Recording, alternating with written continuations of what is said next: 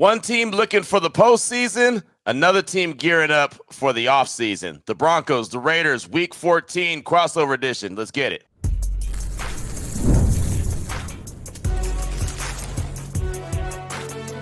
You are Locked On NFL Crossover, part of the Locked On Podcast Network.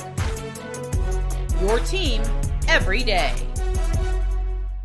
And welcome into another edition of the crossover edition here on the Locked On Podcast Network. Locked On Broncos, Locked On Raiders. It is brought to you by PrizePicks. Sayre Bedinger, Locked On Broncos, and Q Myers here, Locked On Raiders. And again, we're presented by PrizePicks. Download the PrizePicks app today. Use promo code Locked On NFL to get $50 in lineups after you play your first $5 lineup. And this is the tale of two teams going in totally different directions this 2025 season. The Denver Broncos look like they're going to take the AFC West title for the first time in a very long time from the Kansas City Chiefs. And the Raiders are trying to limp to the finish line and figure out what they're going to do in the 2025-26 offseason. But we're here to break down Week 14 action at Allegiant Stadium against Sayre Bedinger from Locked On Broncos, and I'm from Locked On Raiders. So we'll talk about the storylines in this matchup. We'll talk about the matchups that we're going to be focused in on in this game, and we'll also talk about the paths to victory. So,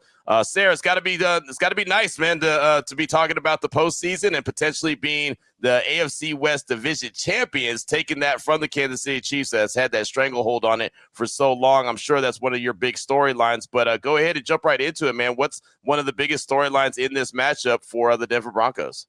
Well, it's always fun to get an opportunity to play AFC West matchups late in the season, right? Especially when they're high stakes. And I know you said these two teams are going opposite directions, but we know when it comes to Broncos and Raiders, right? I mean, you can almost throw that stuff out the window. For these two teams, they have that bad blood, with each other, and that comes across. And we saw it earlier this season, right? That ugly 10-7 game in Denver earlier this season. I mean, these two teams, they're going to be in a dogfight no matter what. But the biggest storyline for the Broncos is there's actually really high stakes in this game because the Broncos right now are kind of battling it out with the New England Patriots. Speaking of things that haven't happened in about 10 years, right? They're battling it out with the New England Patriots for that number one seed, and a win against the Raiders this weekend would give the Broncos the ultimate edge at the end of the year in terms of common opponents. So this win against the Raiders is almost as good as a head-to-head win against the Patriots for the Broncos when it comes to overall playoff seeding. That's big time right there. And, that's again, you got to give the Patriots a lot of credit for being in the position that they're in. Also give the Broncos a lot of credit for being in the position that they're in right now with the chance to be AFC West Division champions if the rest of the season plays out the way that it's gone so far. How much confidence do you have in Bo Nix in quarters 1, 2, and 3? I think everyone knows he does really well in quarter number 4. A lot of come from behind victories, but is one of the big storylines Bo Nix throughout the course of the game.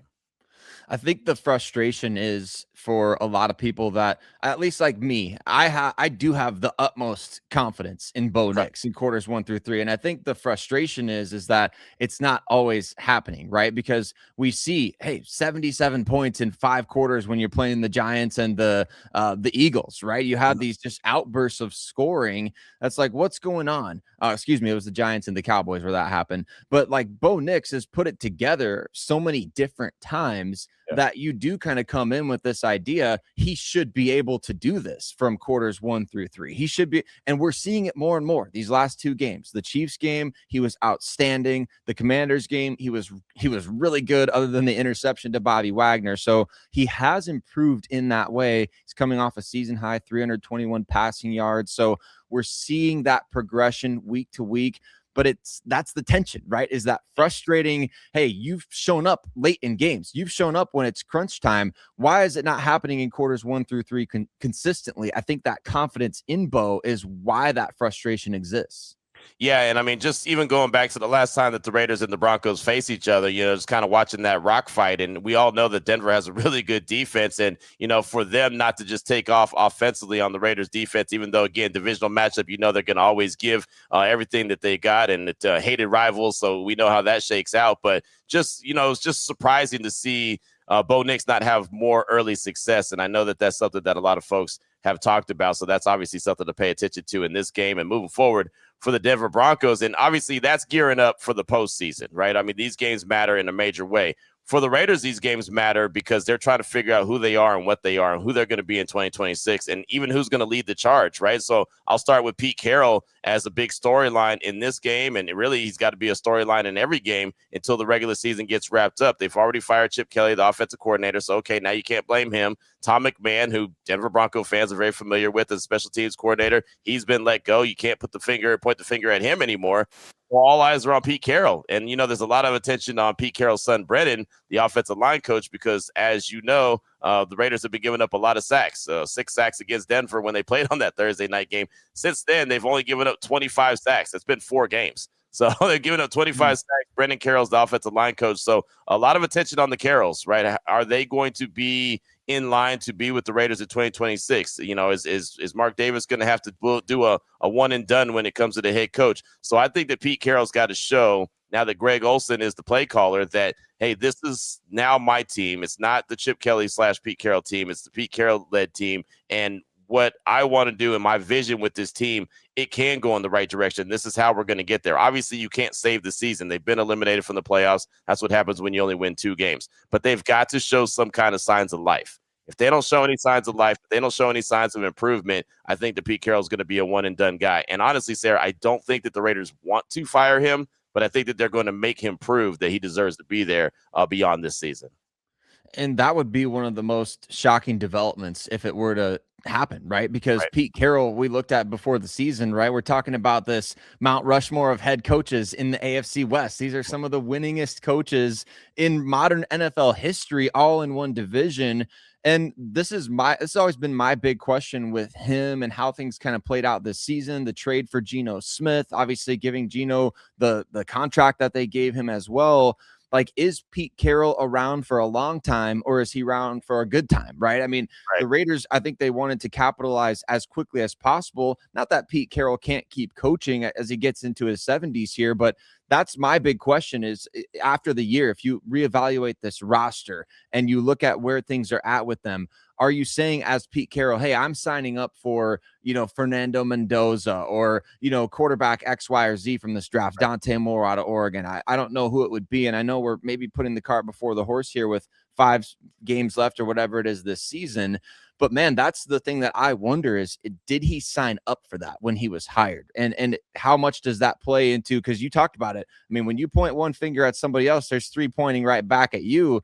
Right. So ultimately, I think him at the end of this year, if the Raiders did move on, that to me would be the most shocking development of this season. Because I think we all expected the Raiders to take a huge step forward with the culture that he brings. Absolutely. Everyone thought that it was going to be a much better team, a competitive team, right? The AFC West was going to be that much better because every team was going to be competitive. And I don't think any of us were foolish enough to think, oh, this is going to be a playoff team. They're going to go win the division. But, I was looking at it, well, hey, man, Pete Carroll doesn't lose any more games than, 8 or 9. This is going to be at least an 8-win season. They won 2 games, right? And I don't think what he signed up for is what he ultimately ended up, being a part of. The Chip Kelly and him seemed like an arranged marriage as opposed to him hiring him. And so that's been coming out lately, and that's a big problem. It just seems like philosophies, ideas, they're not all on the same page. And as you know, as the Denver Broncos and Sean Payton turned things around, everybody had to be in lockstep with each other from the top to downstairs, right? To Sean Payton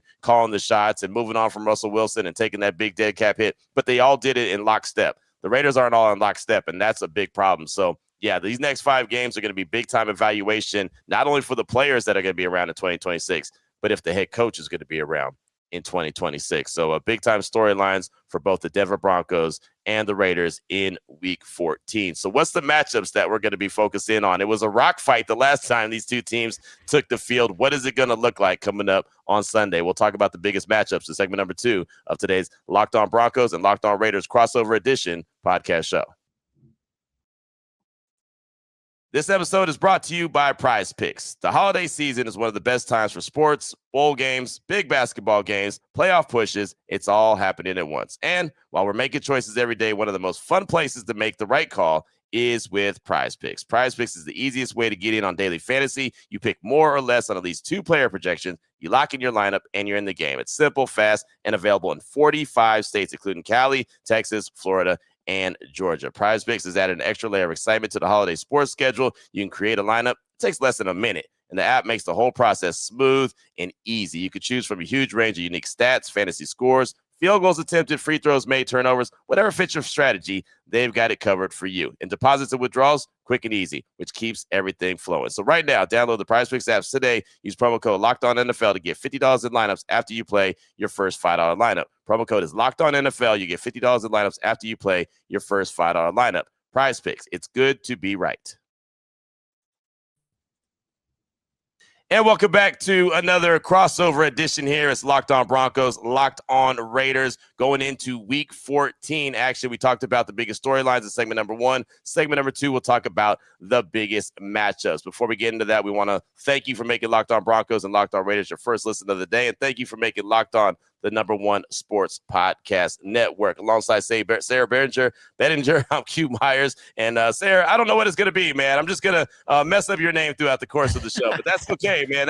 That means that it's all love, I guess. That's right. What it is. That's I guess right. It's the Raiders and Broncos rivalry. But let's go ahead and get into the biggest matchup in this game coming up. What are you looking at from a Broncos point of view when it comes to the matchups going up against the Raiders in Week 14? Well, I think we've got to start with Brock Bowers and just how the Broncos match up against him, because it's kind of been a weird year for the Broncos. The old tight ends, the, geriatric millennials like myself, have been having a lot of success against this Broncos defense. In the last 2 games, Zach Ertz had 10 catches and almost had an 11th for a, potential game-winning touchdown in that overtime drive. And then, 2 weeks before that, the Broncos take on the Chiefs. Travis Kelce, he's out there looking like vintage Travis Kelce. But when the Broncos are going up against Brock Bowers, Tyler Warren, even to a degree, Jake Ferguson of the Dallas Cowboys, like, they've held those guys in check. And it's very odd to me. I mean, I guess, shout out to the geriatric millennials out there, right? That playing tight end. So that's the thing that I'm looking at in this game is, what is the strategy against Brock Bowers? Are you going to keep it, pretty open-ended, like they've had Jahdae Barron covering tight ends? They've had Pat Surtain shadow Brock Bowers in the past. What does that matchup look like? Because ultimately, we know that's the Raiders want the ball to go to Brock Bowers. He's their best offensive weapon. So how do you defend against that? How do you take him away? And then how do you adjust to, if they do say, all right, we'll let you take him away, we're going to go to Genty, or we're going to go to somebody else. How do you defend against that secondary weapon as well?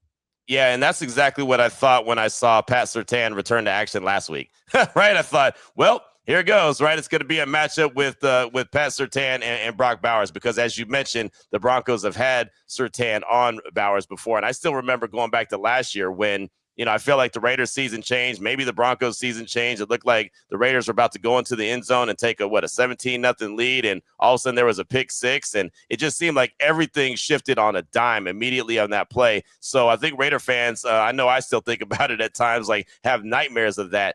So when Pat Surtain returned, I thought immediately that was going to be the key matchup to watch, because you're right. The Raiders want to go through Brock Bowers. Obviously, they want to run Ashton Genty. He hasn't had the success in his rookie year that a lot of us expected that he was going to have. But Brock Bowers is a non-negotiable, right? So he's that guy that they've got to go through. They only got him 4 targets last week. He had 2 touchdowns on 4 targets. You know what I mean? Like, that's not enough. Now, part of that is the Raiders didn't have enough offensive snaps. There was only 40-something snaps. They've got to do better than that. It's going to be very difficult against this Broncos defense, but that's got to be the biggest matchup. Normally, I'm talking about the trenches, but that's got to be it right there. I feel like that's going to be the premier one, the one that you'll hear talked about on the broadcast more times than not.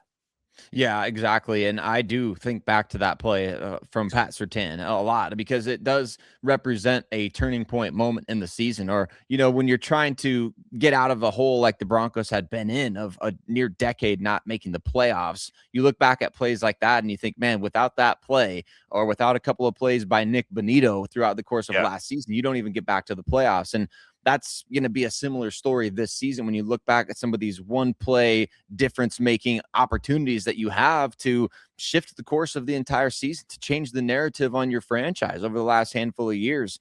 I think another matchup that I'm looking at, too, is obviously going to be, like you mentioned, in the trenches. It does seem to be taking a bit of a back seat to the Brock Bowers story in this type of game, because that's obviously must-see TV. But, man, the Broncos have struggled to run the ball the past couple of weeks without J.K. Dobbins. That's their offensive story. Defensively, they struggled to stop the run against the Washington Commanders, opened up the entire playbook for, your old friend Marcus Mariota. And it was a tough go for the Broncos defensively. Surprisingly, coming out of the bye, they looked super rusty. That's an area that I'm watching for this week. Can they improve against the run, and can they improve running the ball?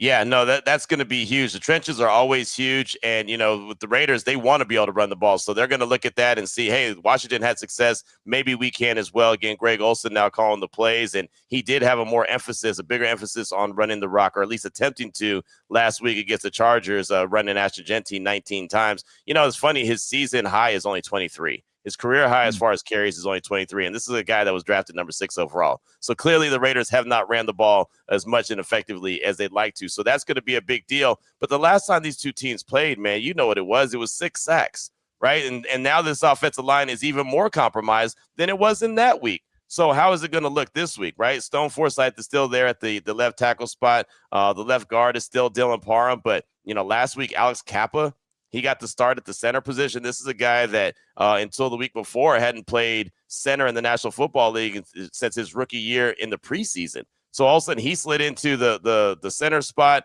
You've got a guy like Caleb Rogers, who's a rookie, finally got some burn last week, got his first taste of the NFL action, but then they were splitting time at the right guard spot with Antonio Mafi, and then you've got DJ Glaze at the right tackle. So the Raiders' offensive line is still in flux. And, man, I mean, you're going against a team like the Denver Broncos that, gets sacks like it's going out of style. That's not a good recipe. So I'm paying attention to, Blockbuster over here, where I'm looking at Surtain and Brock Bowers. But, you got to also just pay attention to Dollar General, right? You got to look at what's going on in the trenches because, man, that is going to be critical. And if the Raiders can't keep Geno Smith somewhat clean, they don't stand a chance in this game. And what we saw against the Commanders was a deliberate attempt to nullify that pass rush by just getting rid of the ball quickly. You take those go routes down the field when the Broncos are in man coverage. You take your shots when you got them. You get rid of the ball quickly. You've got the pick routes, the rub routes. That's what the Commanders were doing. Cliff Kingsbury, he called a pretty great game against Denver, especially with an officiating crew that was letting those pick plays go on both sides, to be fair. But, in clutch moments, you notice them a little bit more, like the touchdown to Terry McLaurin where Pat Surtain gets wiped out of a play. That type of stuff, if it's not going called by the officiating crew, that's an area that you can take advantage because you can wipe that pass rush off the board if you're getting rid of the ball quickly. And I think the Broncos defensive line is going to take this past week personally because they did get gashed on the ground and they didn't have their best pass rushing game of the season. So I think they're going to take that personal, come out with a bit of a chip on their shoulder here against the Raiders. And Vance Joseph, he was not calling as aggressive of a game. It seemed like a sort of shift in the norm where you see all these defensive backs blitzing, linebackers blitzing. He wasn't doing a lot of that against the Commanders. So we'll see if the Broncos get back to what has worked best for them in their first game coming back from the bye, where, like I said, they were quite a bit rusty on the defensive side of the ball. Was he not calling such an aggressive game? Because it did, kind of make me scratch my head as I'm watching the game as well. I'm thinking, man, doesn't look like that attacking defense that you normally see. Is that just because of Marcus's legs? I mean, he's not fresh out of Oregon, Marcus. I mean, he's still older, or Marcus, but he did have some production on the ground on Sunday night. He did, and they lost contain off the edge, trying their 4-man rush and dropping guys into coverage. It was not as aggressive as a game plan as we've gotten used to from Vance Joseph. And when you're losing contain off the edge, I mean, I believe going into the game, Matthew Berry made a note on the NBC broadcast pregame. He was saying that I think like the highest number of rushing yards that a quarterback had against the Broncos going into that Commanders game was like 21 or something. It was very, very low. It was a low number. And he was talking about, hey, they're facing some mobile quarterbacks like Jalen Hurts and all these guys. They're not giving up rushing yards, which I do think that played into the stylistic change from Vance Joseph and Mariota being able to take advantage of that. And so that is something that I'd be watching for is, okay, do you get back to your bread and butter this week against the Raiders? Well, tell you what, Geno Smith is not going to be running around the yard like Marcus was. I can tell you that. And look, it's funny because I thought when the Raiders acquired him, I was like, well, at least he has that element that he can move around. He's not a guy. He's not even going to move around like Bo Nix does. But, you could pick up 3rd and 3. You could pick up 3rd and 6 if there's green grass, but he's so hesitant to take off, and he slides clunky. It's like he's never played baseball or something. He looks uncomfortable doing that. It's just something about it. Maybe because he's been hit so many times this year that he's shell shocked to even start to run. I don't know, but I thought he was going to use his legs a little bit more than what we've seen, actually a lot bit more than what we've seen so far this season, and it just hasn't come to fruition. So I think the Denver Broncos could feel pretty safe and secure that they don't have to worry about any, design runs or Geno Smith all of a sudden becoming fleet-footed, because it just hasn't happened at all this year. It's pretty wild, but some big matchups to look at. And again, Brock Bowers versus Pat Surtain, that's must-see TV. Make sure you get your popcorn ready for that one. And Raider fans got to hold their breath and hope when it comes to that offensive line against the Denver Broncos and their defensive line, because last time it did not work out too well for the silver and black. But what will be the keys to victory, the path to victory? What does Denver have to do to secure their win? And what do the Raiders have to do to get back into the win column? We'll talk about that coming up on today's Locked On Broncos, Locked On Raiders crossover edition here on the Locked On Podcast Network.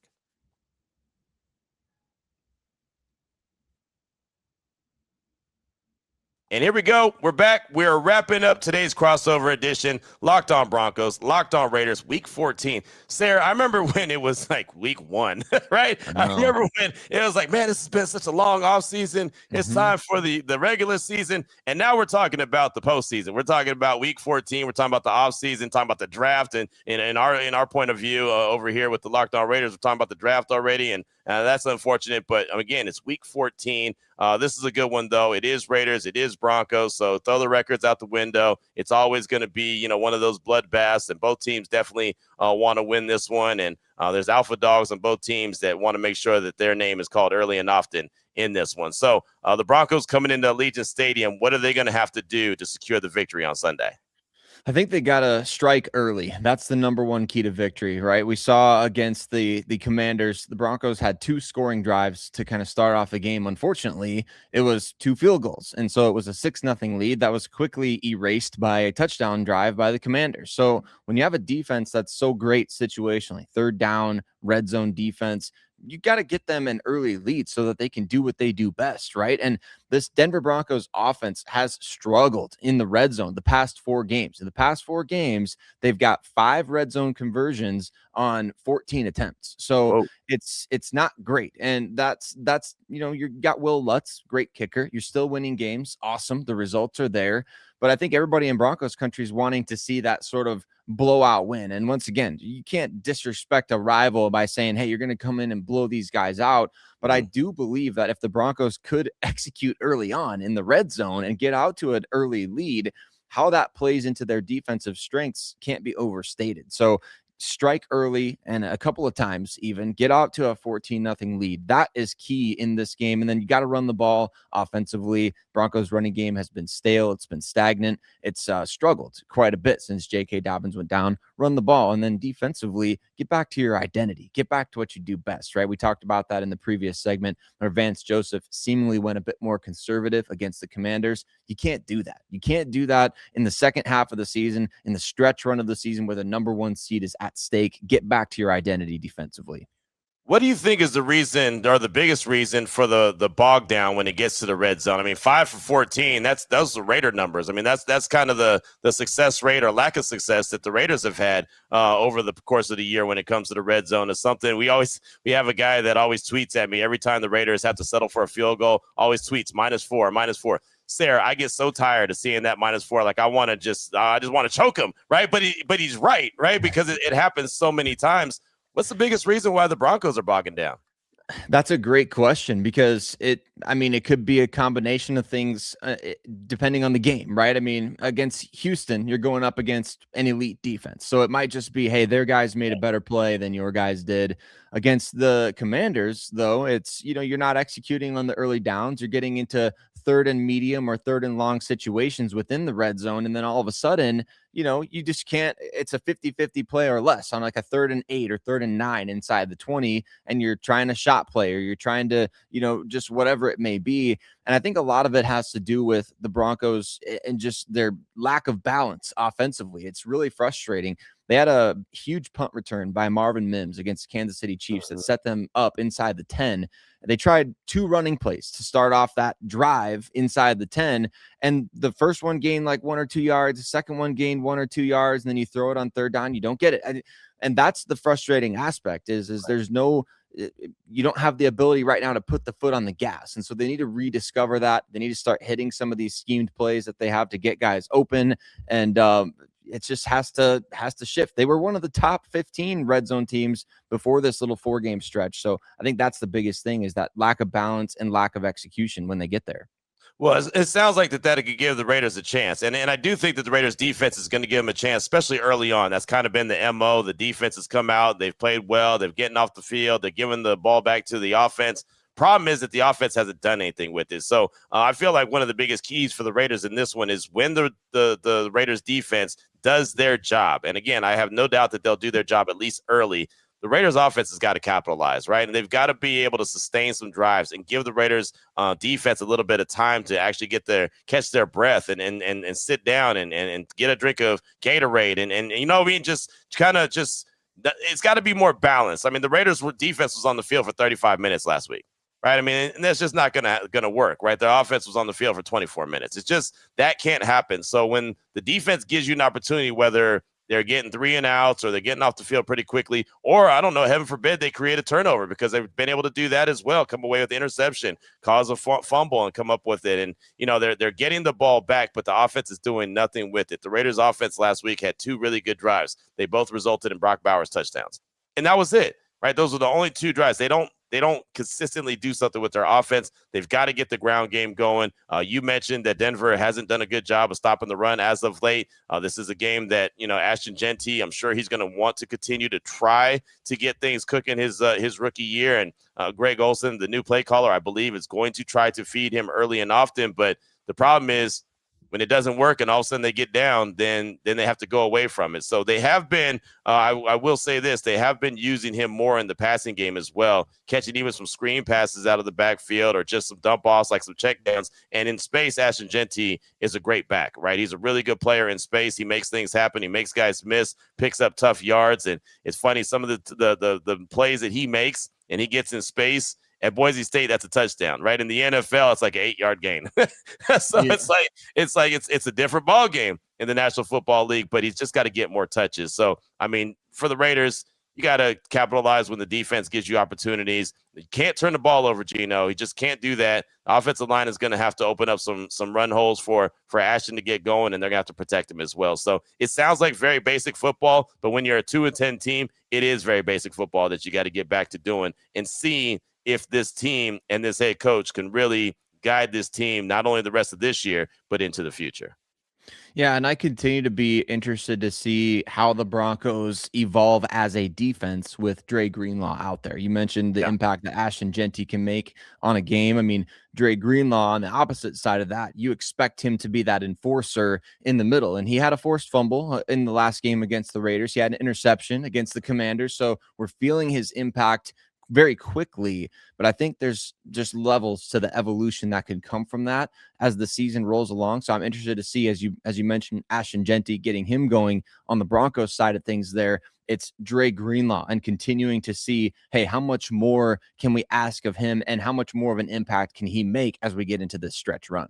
Yeah, man. I mean, for the Raiders, again, it's Ashton Genty and Brock Bowers, right? And obviously Brock Bowers is a no-brainer. Ashton Genty, he's trying to work his way into being that no-brainer. And so, again, we'll see how it all plays out. It's game number 2 for Greg Olsen, calling the plays with the silver and black. So I want to continue to see if that evolves. His offense continues to, evolve a little bit and look different than what Chip Kelly was calling just some handful of weeks ago when the Raiders played the Denver Broncos the first time. But that's going to do it for today's crossover edition. Again, it's week 14 already. The Denver Broncos on their way to Allegiant Stadium to take on the silver and black. And it's going to be a fun one. AFC West division rival. Unfortunately, this is 2 teams going in different directions. For the Broncos, they're going to the postseason. The Raiders, they're gearing up for the offseason. Of course, Sayre, fantastic job, Locked On Broncos. Make sure you check out that show on Friday to close things out of the week, and they'll probably tell you even more keys to victory in the game and what to look forward to. And, of course, Locked On Raiders, we will do the same as well. So thanks again for making both Locked On Broncos and Locked On Raiders your first listen of the day, and